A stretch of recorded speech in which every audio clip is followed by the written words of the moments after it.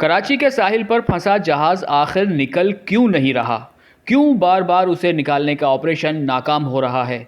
کبھی رستہ ٹوٹ جاتا ہے، کبھی اسے نکالنے کے لیے آنے والی بوٹ خراب ہو جاتی ہے، تو کبھی کوئی اور مسئلہ کھڑا ہو جاتا ہے۔ اس مسلسل ناکامی کی بہت سی وجوہات سامنے آ رہی ہیں۔ آئیے جانتے ہیں وہ وجوہات کیا ہیں جن کی بنا پر جہاز نکالنے کا آپریشن ابھی تک کامیاب نہیں ہو سکا۔ سب سے پہلے تو یہ جان لیں کہ جب کوئی بحری جہاز کسی دوسرے ملک میں جا کر پھنستا ہے تو اسے نکالنے کی ذمہ داری جہاز کے مالک کی ہوتی ہے، اس ملک کی نہیں۔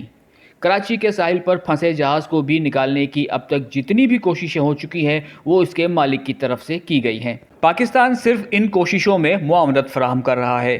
جہاز کے مالک نے جہاز نکالنے کے لیے غیر ملکی ایکسپرٹ اور غیر ملکی مشینری بلوانے کے بجائے پاکستان کی ایک کمپنی سے رجوع کیا۔ کیوں؟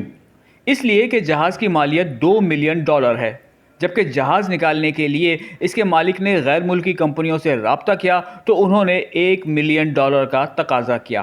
اب جہاز $2 ملین کا اور اسے نکالنے کی قیمت $1 ملین۔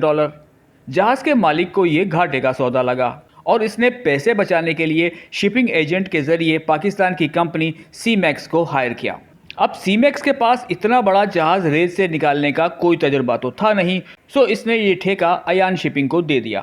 ایان شپنگ گڈانی کی کمپنی ہے اور اس کا کام جہاز نکالنا نہیں بلکہ جہاز توڑنا ہے۔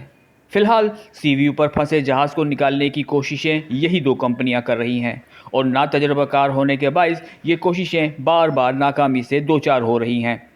جہاز نکالنے کے لیے 2 بار رسہ ٹوٹا۔ میڈیا رپورٹس کے مطابق دونوں بار پرانے رسے استعمال کیے گئے۔ اگر نئے اور مضبوط رسے استعمال کیے جاتے تو شاید نتائج کچھ اور ہوتے۔ پورٹ اینڈ شپنگ انتظامیہ کے صبر کا پیمانہ بھی اب لبریز ہو رہا ہے۔ انتظامیہ کا کہنا ہے کہ کمپنی کو جہاز نکالنے کے لیے 2 سے 3 دن کا وقت اور دیا جائے گا۔